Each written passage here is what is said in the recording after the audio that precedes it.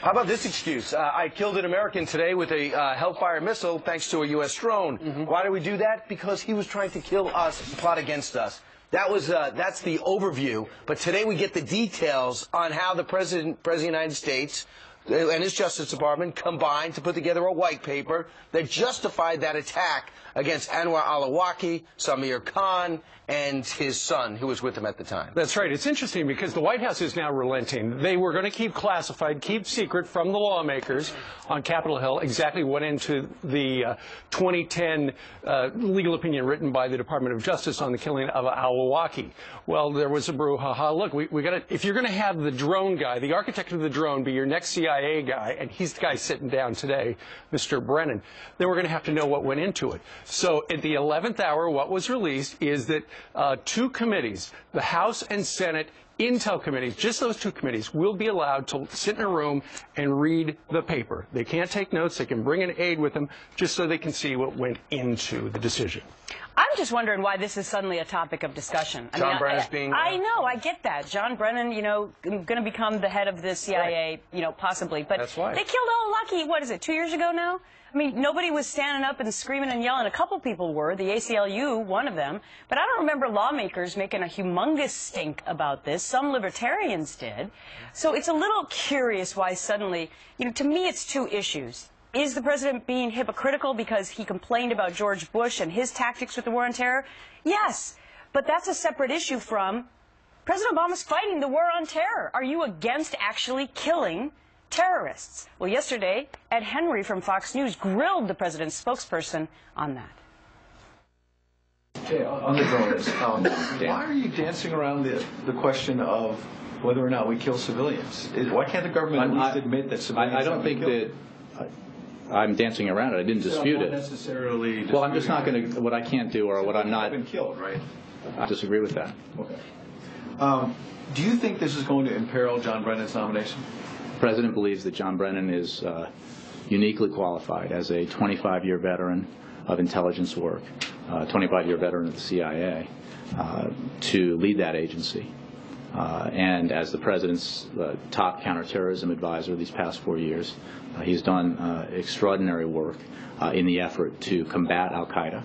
And it's Mr. Brennan's appearance before this committee today for his confirmation that lawmakers feel that if we're ever going to get answers regarding the program, it's now. And that's why it is extraordinary and probably a little coincidental that they would go ahead and relent and release it to the lawmakers today. Here's what's good about it. We're actually going to get real questions from both sides rather than, well, what a great guy you are, what a horrible person you are in speech making. We're going to get both sides probing John Brennan in a respectful way, I believe, to legitimize some of the tactics when he was working counterterror for the president. So it's going to bring it front and center. Charles Krauthammer looks at the constitutional hurdles and why in some ways this could be challenging.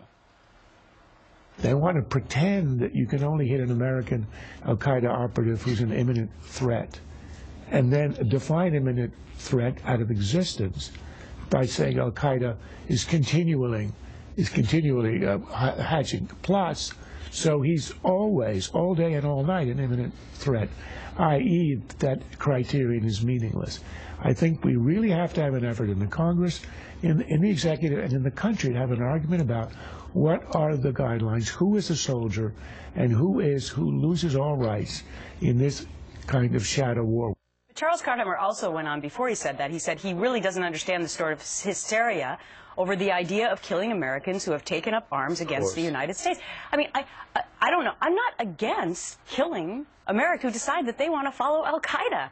I mean, is anyone really against the idea that al-Awlaki is now dead? I guess they're against the way in which it happened. Right. Maybe some people would have wanted him captured, and then maybe he would have given up more information if we put him to Gitmo, say, for example. No, some people don't want him captured. Some people want him captured and read his rights and brought criminal charges and wanted to go Department of Justice and you. So I guess I'm trying to figure out the exact criticism, other than the hypocrisy.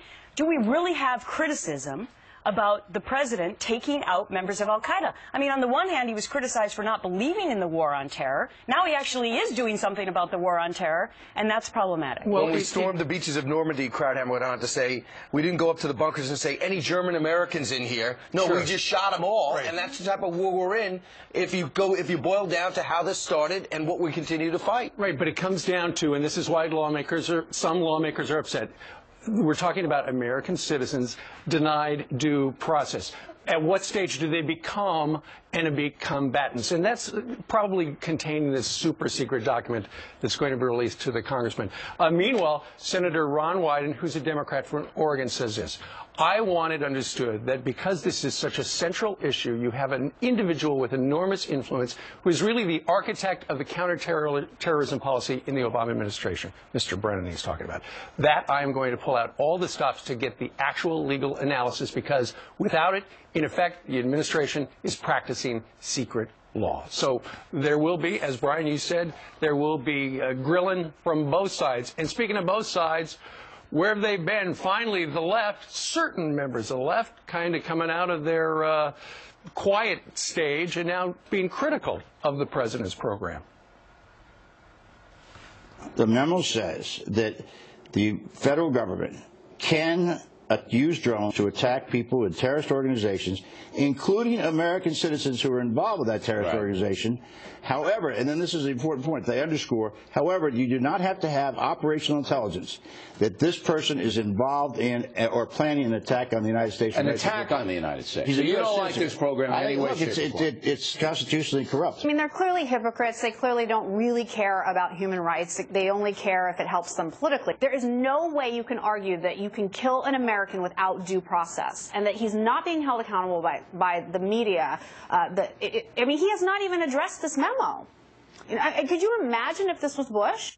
My question is, are the Democrats upset because innocent civilians are being killed in these drone strikes? Or are they upset because the alleged terrorists are actually being killed? See, there's a difference there in my mind. Due process, just due process for Americans. That's what it all comes down to.